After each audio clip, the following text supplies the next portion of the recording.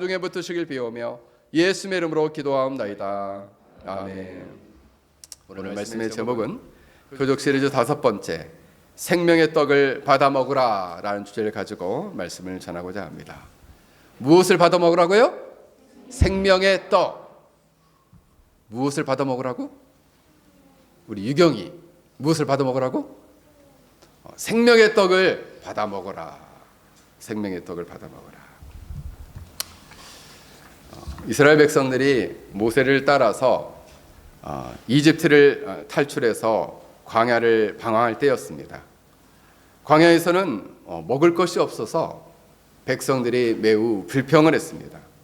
그때 하나님께서는 매일 아침 하늘에서 만나를 내려주셔서 그들이 굶주리지 않도록 하셨습니다. 백성들은 그 만나를 먹으면서 배고픈 것을 채우기는 했지만 시간이 지날수록 불평을 했습니다. 우리가 이 만나밖에 먹을 게 없냐? 더 좋은 음식이 없냐? 더 나를 만족하게 하고 행복하게 해줄 그 어떤 음식이 없냐라고 불평을 했던 것입니다. 그 후 수백 년이 지났습니다. 몇백 년이 지났다고요? 수백 년이 흘렀어요. 역사적으로 보면은 이 모세 시대부터 예수님 오실 때까지 치면은 약 1400년이 흘렀어요. 1400년이 흐르고 예수님이 이 땅에 오셔서 자기를 뭐라 소개하시냐면 내가 생명의 떡이다 라고 말씀하셨어요. 자, 누가 생명의 떡이라고요? 하진이. 예수님이 생명의 떡이다 라고 말씀하셨어요. 그러면서 이렇게 말씀을 하시니까 오늘 요한복음 6장 34절에 예수님께 나온 무리들이 이렇게 말했습니다. 주여, 이 떡을 항상 우리에게 주소서. 그 떡을 항상 우리에게 주십시오. 아니, 이 사람들이 말하는 떡은 그 생명의 떡이 아니에요. 자기들이 먹을 수 있는 떡을 달라는 거예요. 그러자 예수님이 이렇게 말씀하셨습니다. 나는 생명의 떡이니 내게로 오는 자는 결코 줄이지 아니할 터이요 나를 믿는 자는 영원히 목마르지 아니하리라. 너희 조상들은 광야에서 만나를 먹고도 죽었지만 하늘에서 내려온 이 생명의 떡을 먹는 자는 영원히 살리라. 만나를 먹은 사람, 그 만나도 하늘에서 내린 거예요. 근데 그 만나를 먹은 자는 죽는다는 거예요. 그런데 생명의 떡이신 이 떡을 먹는 자는 어떻게 된다 그랬어요? 우리 하준이 살 수 있다. 어떻게 살 수 있다? 다율이 영원히 살 수 있다. 영원히 살 수 있다. 무엇을 먹으면? 연재. 이 생명의 떡을 먹으면 영원히 살 수 있다. 생명의 떡을 먹으면 영원히 살 수 있다. 그 생명의 떡이 누구예요? 우리 하느님. 하나님? 예수님. 네. 예수님, 생명의 떡이신 예수님을 먹으면 영원히 살 수 있다. 그럼 이 말은 예수님을 갖다가 막 우리가 아구닥 이렇게 씹어 먹으란 말이에요? 그런 말이 아니에요. 예수님 앞에 나와서 죄를 회개하고 예수님을 구원주요 하나님의 아들로 영접하라 이런 말이에요. 그래서 육신의 떡을 먹으면 일시적인 배고픔을 면하지만 생명의 떡이신 예수님을 믿는 자, 예수님께로 나오며 그 예수님을 믿는 자에게는 영원히 줄이지 아니하고 목마르지 아니하는 영원한 생명을 주시겠다라고 예수님이 말씀하십니다. 그러면 오늘 요한복음에 나오는 7개 표적 중에 4번째 표적입니다. 이 4번째 표적에서 생명의 떡이신 예수님을 여러분이 만남으로 하나님의 놀라운 기적과 은혜를 경험할 수 있기를 주의 이름으로 간절히 축원합니다. 예수님께서 이 4번째 표적을 행하신 곳은 갈릴리 서쪽에 있는 벳세다 광야였습니다. 벳세다 근처에서 이 일을 행하셨는데 특히 이 때가 어느 때였냐면 6월절쯤이었어요. 6월절. 그래서 예수님은 자신을 나는 세상 죄를 지고 가는 하나님의 어린 양이다 라고 말씀하셨어요. 6월절에는 항상 양을 잡아서 사람들의 죄를 대신해서 죽게 만드는 전례가 있었는데 바로 그 예수님이 자신이 그 유월절의 어린 양과 같은 존재라는 거예요. 그래서 예수님께서 유월절에 어린 양처럼 죽으심으로 그가 하나님으로부터 위임받은 하나님의 백성들을 구원하시겠다라는 것이었습니다. 그런데 오늘 예수님이 도달한 곳은 벳세다 광야였어요. 근데 수많은 사람들이 이 벳세다 광야에 예수님을 따라왔어요. 그래서 학자들이 얼마나 예수님을 쫓아왔나 이렇게 보니까 100길로는 6km, 그리고 걸어서는 14km를 예수님을 따라왔어요. 자, 몇 킬로를 따라왔다고? 14km를 따라왔어요. 먼 거리를 따라왔어요. 근데 그때 마침 6월절이었기 때문에 명절을 새러 예루살렘에 가는 사람들이 많았어요. 근데 그때 소식을 들은 거죠. 바로 제2의 출애굽을 했던 모세보다 더 위대한 분이 있다. 그분은 병든 자를 고치고, 그리고 우리를 억압과 핍박과 가난과 질병에서 우리를 구원할 자이시고 해방자이시고 메시아이시다 라는 소문이 바닥에 퍼졌어요. 그러자 어마어마한 사람이, 그 당시에 생각할 수도 없는 어마어마한 사람들이 이 벳세다 광야에 모이게 됐다는 거예요. 그래서 그때 성인 숫자만 세니까 오늘 성경에서는 5,000명 정도 됐다. 근데 마태복음 본문이 똑같은 본문이 있는데 거기에 보면은 어린아이와 여자들은 빼고 남자만 셌더니 5,000명이더라 이러는 거예요. 그래서 학자들마다 몇 명 정도 될 거냐, 10,000명에서 한 20,000명 사이일 것이다 이렇게 봅니다. 그게 얼마나 많은 사람들이에요. 그 많은 사람들이 오는데 예수님이 산에 먼저 앉으셨습니다. 그자 그 옆에 제자들이 앉았는데 이렇게 구름대처럼 몰려오는 사람들을 보면서 예수님께서 오늘 말씀을 하시는 거예요. 그들 가운데 그들을 보시고 정말 목자 없는 양과 같이 나오는 양떼들을 보면서 그들을 긍휼히 여기는 마음을 가지고 그들에게 놀라운 기적을 이 시간 베풀고 있다라는 것입니다. 근데 여러분, 몇 달 후에 데가볼리에 있는 갈릴리 동편에 있는, 그러니까 여기는 갈릴리 서편인데 갈릴리 동편에서도 4,000명 정도 사람들이 모였어요. 거기에서도 놀랍게 똑같은 이렇게 많은 자들을 먹이시는 놀라운 기적을 일으켜요. 그때는 오늘 본문에는 보리떡이 5개 나오는데 그때는 보리떡이 7개예요. 그래서 그때는 7병이어의 기적이다. 오늘은 5병이어의 기적. 5개의 보리떡과 두 마리의 생선이 있었죠. 그러면서 예수님께서 오늘 본문에서 이 떡을 나눠주시면서 내가 생명의 떡이다 라고 말씀하시는 거예요. 즉 예수님께서는 자신의 죽음과 부활을 통해서 모든 인류에게 생명을 가져다 주실 것을 말씀하고 있는 것입니다. 근데 여러분, 오늘 본문을 보면은 이 놀라운 기적을 일으키는데 사람들이 이 놀라운 기적의 역사를 목도하는 가운데 이 기적을 만난 사람들 가운데 여러 종류의 유형의 사람들이 있었어요. 가장 먼저는 주님의 제자들이 이 기적을 목도하게 됩니다. 그 첫 번째 제자는 누구였냐면 빌립이었어요. 예수님 옆에 이 빌립이 앉았습니다. 수많은 구름대처럼 사람들이 몰려오니까 예수님께서 이 빌립에게 말했습니다. 빌립아, 우리가 어디서 떡을 사서 이 사람들을 먹이겠느냐 그랬어요. 그랬더니 이 빌립이 하는 얘기가, 예수님, 각 사람으로 조금씩만 주려고 해도 약 200데나리온의 떡이 필요합니다. 200데나리온 떡도 부족할 것입니다 라고 말했습니다. 그래서 제가 이 빌립이 성경에서는 어떤 사람인가를 한번 찾아봤어요. 그랬더니 요한복음 1장에서는 보면 이 빌립이 나다니엘이라는 사람을 예수님께 소개를 합니다. 그리고 이 빌립은 매우 현실적인 사람이었고 논리적이고, 그리고 그 두뇌가 매우 좋은 사람이었어요. 일명 머리파, 두뇌파였어요. 자, 빌립은 무슨 파였다고요? 서유라 목사님 봐야지. 무슨 파? 무슨 파였어? 양파? 두뇌가 좋은 머리파였어요. 두뇌파. 그래서 예수님께서 이렇게 말한 거죠. 우리가 이렇게 수많은 사람들이 나오는데 떡을 사서 이 사람들을 먹일 수 있겠냐? 물으니까 예수님, 내가 이렇게 대충 계산해봐도 200데나리온 정도 떡을 사도 좀 부족할 것 같습니다. 그래서 200데나리온이 얼마인가 봤더니 한 데나리온이 하루 한 사람이 열심히 일하면 밟는 품삯이에요. 그래서 이것을 2022년도 한국 사람의 평균 월급으로 한번 계산을 해봤습니다. 2020년도, 22년도에 한국 사람들 평균 월급이 350만 원이 되더라고요. 엄청 많이 받죠. 한국 사람들이 월급이. 물론 취직이 어렵지만은.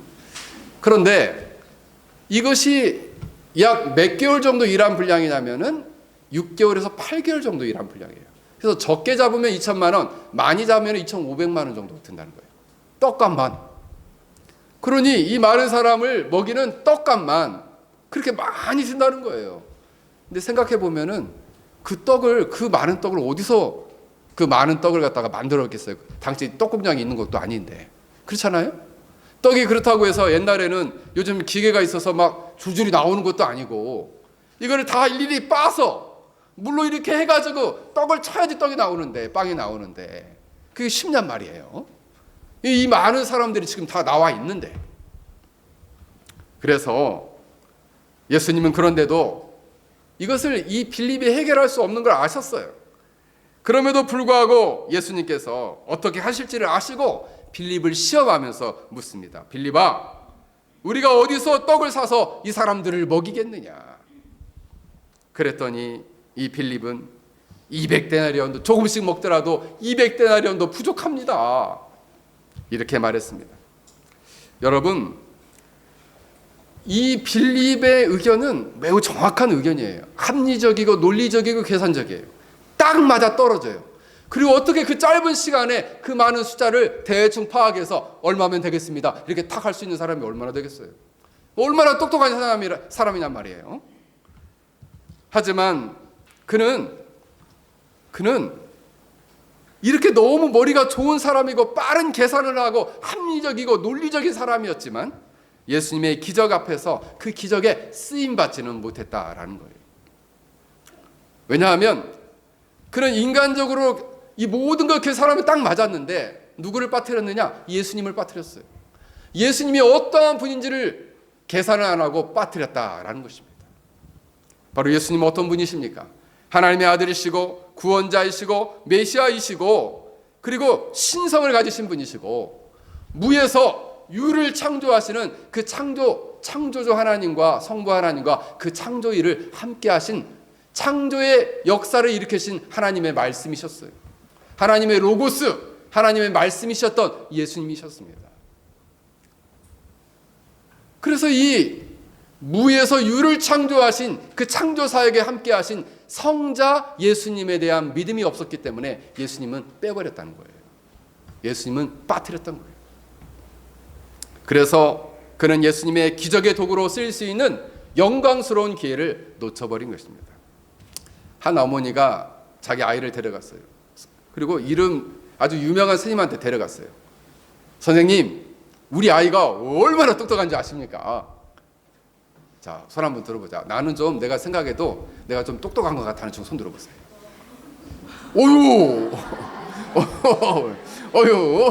우리 수호까지, 우리 설아까지, 우리 다니엘을 막 들었다가 내려? 아니야. 네, 손 내리세요. 우리 수호는 지금 계속 들고 있는데, 잘했어. 그래서 그러면 얼마나 똑똑합니까? 그랬더니 우리 아이는 하나를 가르치면 열을 합니다. 이렇게 얘기를 했답니다. 자, 손을 들어보자. 나는 하나를 가르치면 난 열을 한다 하는 친구 손 들어보세요. 네, 우리 지혜리. 그래서 이제 이 아이를 맡기고 엄마가 이제 집에 갔다 왔어요. 그리고 이제 오후에 수업이 끝나고 선생님을 다시 만났어요. 선생님, 우리 아이 어떻습니까? 정말 똑똑하죠? 엄청 기대의 찬마음을 가지고 우리 아이 진짜 똑똑하죠? 그랬더니 우리 어머니 말씀대로 이 아이가 하나를 가르치면 열을 아는 아이긴 한데 문제는 그 하나를 모른다는 것이 그 문제입니다. 그러니까 하나를 알면 열을 알 텐데 그 하나를 모른다는 거예요. 문제는 가장 기본을 모른다는 것이죠. 빌립도 마찬가지였어요. 그래서 아우구스티누스가 이 빌립에 대해서 이렇게 평가를 합니다. 빌립은 예수님의 능력을 간과한 빌립을 향해서 박식하고 무지를 드러낸 헛똑똑이었다. 박식하고 무지를 드러낸 헛똑똑이.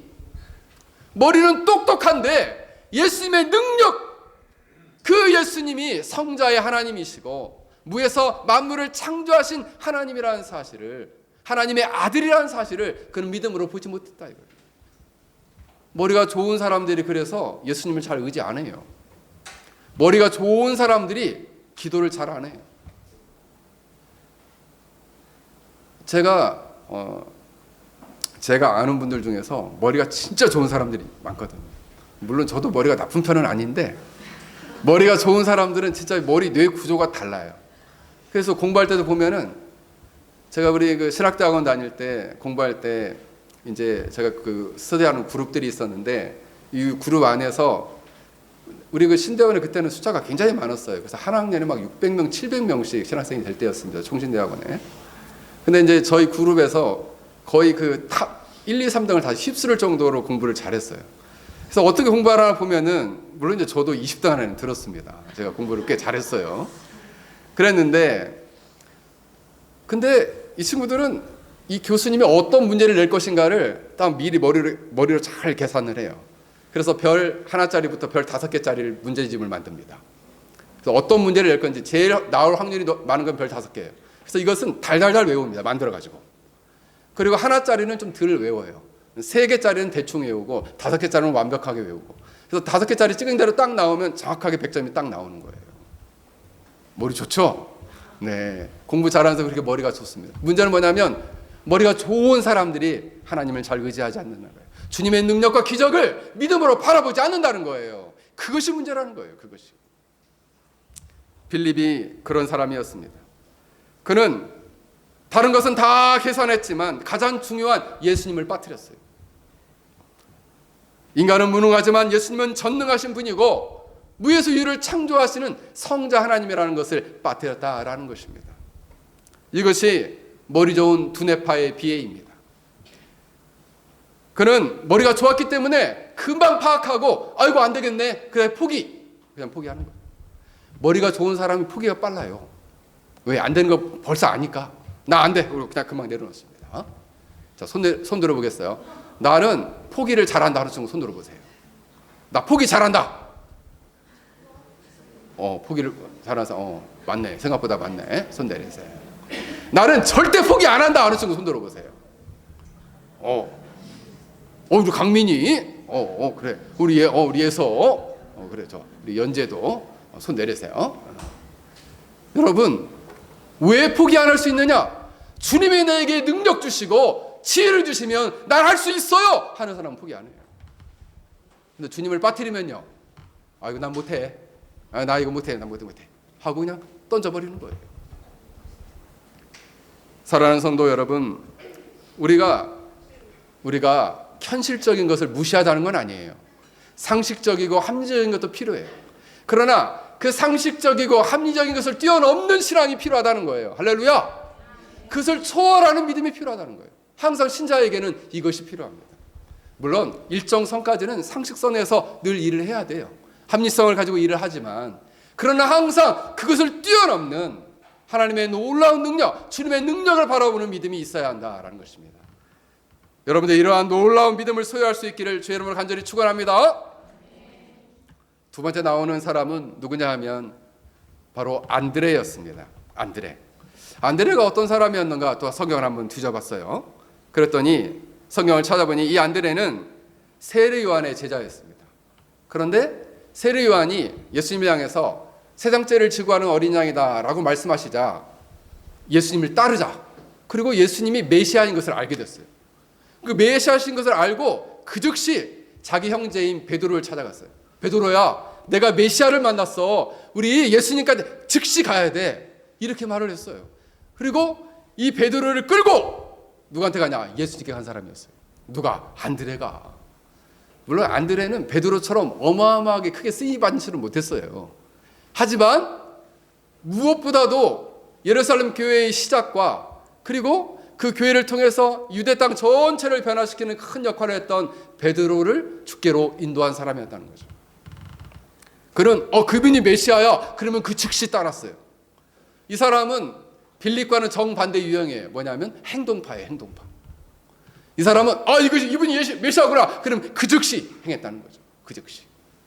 그래서 오늘 예수님께서 8절에 보면 제자 중 하나 곧 시몬 베드로의 형제 안드레가 예수께 여짜오되 여기 한 아이가 있어 보리떡 5개와 물고기 2마리를 가지고 있나이다 라고 말했습니다.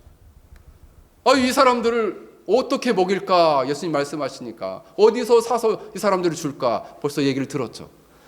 그 즉시 생각을 안 하고 그 즉시 찾아다닌 거예요. 누가 뭘 갖고 있나? 먹일 만한 게 있나? 그 즉시 행동을 옮긴 사람이에요. 누가? 안드레가. 그래서 발견한 게 뭐냐? 한 아이가 들고 있던 보리떡 5개와 물고기 2마리를 발견했습니다. 주님, 여기 한 아이가 보리떡 5개와 물고기 2마리를 가지고 있습니다.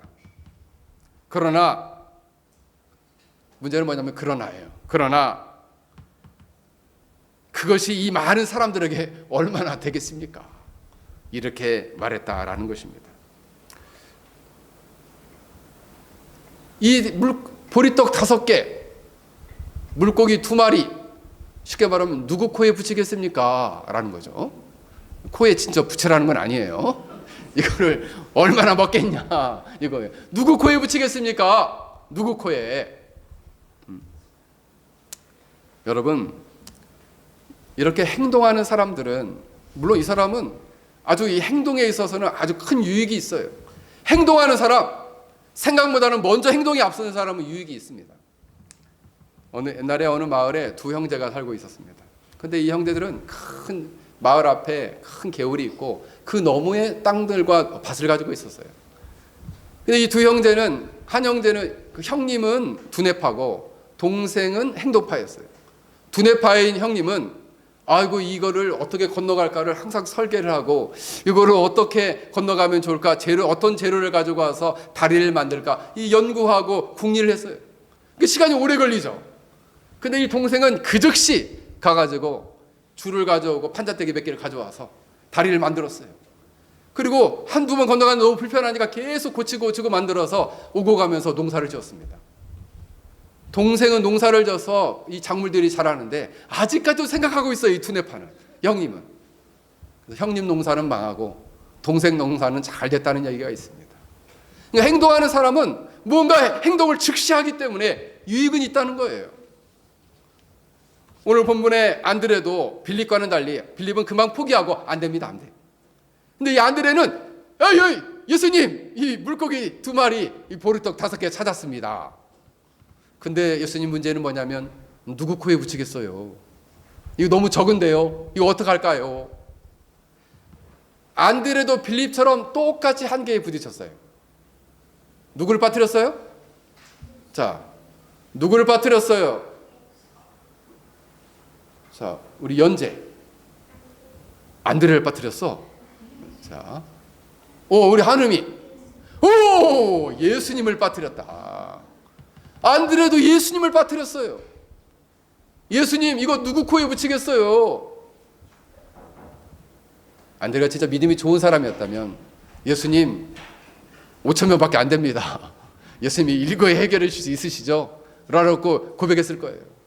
그런데 안드레는 예수님, 이거 어떻게 하면 좋을까요? 예수님, 우리 힘으로는 안 됩니다. 이거 얼마나 되겠습니까? 여전히 현실에 버갑해서 예수님을 생각하지 않고 그 행동파인 그도 기적을 일으키시고 무에서 유를 창조하시고 영원한 생명의 떡이신 주님을 바라보지 못했다는 거죠. 물론 그래서 그는 도시락을 찾기는 했지만 문제를 해결할 수는 없었다는 거예요. 그래서 그 역시도 현실을 뛰어넘지 못하는 그런 믿음을 가지고 있었다. 마지막 한 부류인 누가 나오느냐? 한 사람 누구냐면 보리떡 5개와 물고기 2마리를 들은 한 아이가 나옵니다. 이 아이는 어떤 사람이냐? 자신이 가진 모든 것을 모두 드린 그러한 헌신된 사람이었습니다. 근데 오늘 본문에 보면 이 아이의 이름이 안 나와요. 그 아이의 이름은 무명이에요. 이름이 없어요. 그런데 사실 보리떡 5개, 물고기 2마리는 자기 혼자 먹기도 부족해요. 근데 이것을 기꺼이 내놨어요. 여러분, 이 오병이어의 기적은 마태복음, 마가복음, 누가복음, 요한복음 다 나옵니다. 근데 사복음서 전체 어디를 봐도 그 아이가 주기를 거절합니다. 예수님, 어떻게 하면 좋을까요? 이런 게 안 나와요. 그냥 그 즉시 내어놓은 거죠. 그 즉시. 그래서 놀랍게도 한 어린아이의 작은 헌신이 놀라운 기적을 일으키는 출발점이 되었다라는 것입니다. 그래서 한 아이, 하나님, 그래서 저는 요즘 생각해 봅니다. 강민아, 발 좀 내려라. 하나님 나라의 놀라운 역사는 무명의 한 사람, 작은 무명의 한 사람의 작은 헌신을 통해서 하나님 나라의 역사가 일어난다는 거예요. 할렐루야! 이게 얼마나 큰 소망을 주는지 모릅니다. 보통 우리가 생각하면 위대한 인물, 대단한 사람, 엄청나게 똑똑한 사람, 엄청나게 행동파인 사람들이 뭔 역사를 일으킬 것 같지만 무명의 한 작은 아이가 자신의 작은 보리떡 5개, 물고기 2마리를 그냥 드렸을 뿐인데 이것이 예수님의 놀라운 기적의 역사를 일으키는 출발점이 되었다라는 것입니다. 이 일을 통해서 바로 예수님은 진정한 메시아여 영생을 가져다주는 생명의 떡이심을 가르쳐 주셨다라는 사실이에요. 그래서 예수님은 이 도시락을 받자마자 제자들에게 명령합니다. 이 사람들을 앉게 해라. 그랬더니 이 사람들이 그 앉게 한다는 얘기는 먹을 준비를 하라는 거예요. 근데 마침 잔디가 많아서 사람들이 이 10,000명에 가까운 사람들이 다 자리에 앉게 되었어요. 삼삼오오 앉게 되었어요. 그래서 안드레에게 그 아이가 가져온 보리떡 5개를 가져오라고 말합니다. 그리고 오늘 성경에 보면 축사하셨다. 축사라는 말은 감사 기도를 드렸다는 거예요. 이 감사 기도가 놀라운 기적을 일으키는 장면을 보여줍니다. 한 병사가 해군 병사였는데 2차 세계대전을 마치고 자기 마을에 돌아오게 되었습니다. 근데 그 마을에 집들이 다 폐허가 되고 또 자기가 사랑하는 많은 친척도 죽고 하다 보니까 마음에 너무 화가 났어요. 이 현실에 대해서 너무너무 화가 났어요. 그러면서 화병에 걸리고 말았습니다. 너무 화병에 걸려서 나 정말 죽고 싶다 이런 마음을 가졌더니 어느 날 잠을 자고 일어나는데 온몸이 머리에서 발끝까지 전신에 마비가 와서 일어날 수가 없게 된 거예요. 어떻게 내 몸이 일어나지 않느냐? 이거 내 몸이 일어나지 않네? 하고 이제 가족들의 손에 이끌려서 병원에 갔답니다. 그때 이 의사가 이 사람을 딱 보니까 마음 안에 정말 이 전쟁을 일으키는 사람들에 대한 미움, 그리고 자기 환경에 대한 수많은 원망들로 너무너무 가득 차 있어서 이 사람은 마음에 깊이 병이 들었구나라고 생각을 했습니다. 그러면서 이 의사가 이렇게 말했습니다. 내가 당신에게 약을 줄 텐데 하루에 이 약을 먹을 때마다 하나님을 향해서 3번 감사하다고 늘 기도를 드리며 이 약을 드십시오 라고 말했답니다. 그때 이 병사는 날마다 의사의 처방대로 하나님께 하루에 3번 감사의 기도를 드리면서 그 약을 먹었대요. 근데 차도가 없었어요. 근데 어느 날 자기 딸이 길가에서 빵을 하나 사가지고, 우리나라로 치면 풀빵이죠. 풀빵 하나 사가지고 왔다는 거예요. 옛날 같았으면 길거리에서 왜 이런 걸 사 먹냐고 뭐라고 했을 텐데, 그래도 가져주니까 이 빵을 받으면서 하나님을 향해서 기도했어요. 하나님 감사합니다. 이 작은 풀빵을 저에게 먹을 수 있도록 그나마 이렇게 살려주셔서 감사합니다 라고 기도를 했는데, 너무 놀랍게 그 순간에 그 몸 전체에 있는 마비가 풀리면서 몸이 회복이 됐다는 거예요. 감사 한번 드렸을 뿐인데, 감사의 힘, 하나님께 드리는 이 감사의 기도를 통해서 주님께서 놀라운 기적을 일으켰다는 거죠. 오늘 본문에도 보면 주님께서 고작 이 보리떡 5개, 물고기 2마리인데 하늘을 향해서 하나님께 감사의 기도를 드리다 그 즉시 놀라운 기적이 일어났어요. 그래서 어떤 만화 영화 같은 데를 보면은 이 오병이의 기적을 보면은 이렇게 광주를 들고 있어요. 바구니를 들고 있으면 이 광주리에서 떡이 막 이렇게 막 쏟아져 나옵니다. 저는 어릴 적에 생각했어요. 이 장면을 생각해봤어요. 보리떡 5개인데 하나를 지면 2개 생기고 하나를 지면 3개 생기고 이럴까? 근데 그 만화 영화에서는 떡이 이 바구니에서 막 나와. 여러분 생각해 보세요. 10,000명을 먹이려면 얼마나 더 이 떡이 있어야 되겠어요. 그렇잖아요. 근데 저는 그 만화 영화가 너무 잘 표현했다는 생각이 들어요. 우리가 상상도 못하는 일이죠.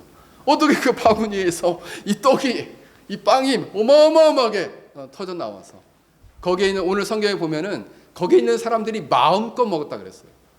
너무 좀 조금 먹고 배고팠다 이런 말이 안 나오고 마음껏 먹었다. 먹고 싶은 대로 먹었다는 거예요. 그러면서도 12바구니가 남았다. 떡을 거뒀더니 12바구니가 남았어요. 여러분, 그리고 주님께서 이 떡을 우리 계속 먹고 싶습니다. 평생 먹고 싶습니다. 라고 주님께 말하자 주님이 이렇게 말씀하십니다. 나는 생명의 떡이니 내게로 오는 자는 결코 줄이지 아니할 것이요 나를 믿는 자는 영원히 목마르지 아니하리라. 바로 예수님께로 나와라. 예수님을 믿어라. 예수님을 구원주요 하나님의 아들로 믿어라. 영생을 주시는 생명의 떡으로 믿어라 라는 거예요. 이렇게 주님께서 말씀해 주셨다는 거예요. 여러분, 예수님께서 자신을 생명의 떡으로 말씀하신 것은 단순히 우리가 예수님은 그래 그때 예수님이 떡을 갖다가 바구니에서 이상하게 나오게 하셔가지고 우리를 떡을 먹게 해주셨던 분이야. 그분은 마술사 아니야? 사람들이 그렇게 생각할지 몰라요. 근데 예수님은 뭐라고 얘기하냐면 나 마술사 아니다. 나 요술사 아니다. 나는 바로 생명의 떡이다. 그 얘기는 뭐냐면 죄와 사망과 사단의 통찰을 주관하는 자들에게 내가 영원한 생명을 가져주는 하나님 나라의 생명의 떡이다 라고 말씀하신 거예요. 그래서 나는 하늘로부터 내려온 떡으로서 죄와 사망 가운데 죽어가는 많은 사람들을 건져내어 저들에게 영원한 생명을 가져다 주는 생명의 떡이다 라고 말씀하신 것입니다. 그러면 우리가 죄를 회개하고 예수님을 믿고 영접하는 순간에 그 하나님 나라의 영원한 생명을 소유하게 된다는 거예요. 그 생명을 소유한 자는 마치 배가 부르듯이 참된 만족과 기쁨과 평안 속에 이 땅을 살아갈 수 있다는 거예요. 여러분, 여러분의 영혼의 평강과 안식과 기쁨은 어디서 올까요? 주님이 여러분에게 영원한 생명을 주실 때 오는 거예요. 할렐루야. 그 생명이, 그 기쁨과 평안과 안식이 없는 자는 생각해 보세요. 진지하게 내 안에 예수님의 생명이 있느냐, 영생의 떡이신 생명의 떡이신 바로 예수님이 내 안에 있느냐. 내 안에 있으면 평안과 기쁨과 만족이 있는 것이고 내 안에 없으시면 만족과 기쁨과 행복이 없어요. 항상 불안하고 근심하고 걱정하며 무엇을 먹을까 무엇을 마실까 늘 걱정하게 된다는 것이죠. 사랑하는 성도 여러분, 바로 예수님은 우리에게 영원한 생명을 가져주는 생명의 떡으로 이 땅에 오셨습니다. 그러므로 이 생명의 떡이신 예수님을 마음으로 받아들이고 영접한 신자는 어떤 삶을 살아가야 할까요? 오늘 본문을 보면은 그 하나님 나라의 구원의 놀라운 역사는 무명의 한 어린아이를 통해서 그 어린아이의 작은 헌신을 통해서 그 사명을 이루셨던 그 기적을 이루셨던 것을 보게 됩니다. 오늘날에도 하나님께서는 우리가 영생을 떡을 소유한 자로서 영생을 얻은 자에게 주님은 무엇을 요구하실까? 그럼 단순히 만족과 기쁨과 행복만 누리면 끝나는 건가? 아니요. 오늘날도 여전히 이 한 아이와 같이 우리가 이름도 없이 빛도 없이 우리가 교회를 섬길 때도 마찬가지고 우리의 삶 속에서 있을 때도 마찬가지예요. 항상 이름도 없이 빛도 없이 무명의 그리스도인이지만 항상 현실을 뛰어넘는 현실을 보면서 현실에서 포기하거나 낙심하거나 좌절하는 것이 아니라 그 현실을 뛰어넘어서 주님께서 역사하실 것을 바라보며 작은 헌신을 드리는 그런 무명의 믿음의 용사들이 되어야 한다라는 것입니다. 할렐루야. 그래서 여러분들을 통해서 아직도 하나님 나라의 구원에 초대받지 못한 자들에게 하나님 나라의 복음을 전하고 그리고 그들에게 바로 생명의 떡이신 예수님을 전하는 복된 신자들의 삶이 되기를 주의 이름으로 간절히 축원합니다. 오늘 우리 말씀을 생각하며 우리 함께 같이 기도하겠습니다. 우리 한 사람 한 사람이 우리 현실을 뛰어넘는 그런 참된 믿음을 주시고 우리가 영생을 주시고 생명의 떡을 주시는 예수님을 받아 먹으며 그분께로 나와 주님을 영접함으로 말미암아 영생을 누리며 생명과 기쁨과 평안 속에 살아가며 무명의 용사와 같이 헌신된 삶을 통하여 하나님 나라의 구원 역사와 경륜을 감당하는 하나님 나라의 귀한 백성들, 자녀들 될 수 있는 은혜를 주시도록 우리 말씀을 생각하며 우리 함께 같이 기도하겠습니다. 거룩하신 하나님 아버지, 은혜를 간구하며 기도합니다. 하나님 아버지, 그렇습니다. 우리가 근심하거나 걱정하지 아니하고 하나님 말을 굳게 의지하며 나아가는 복되고 아름다운 인생을 살아갈 수 있다.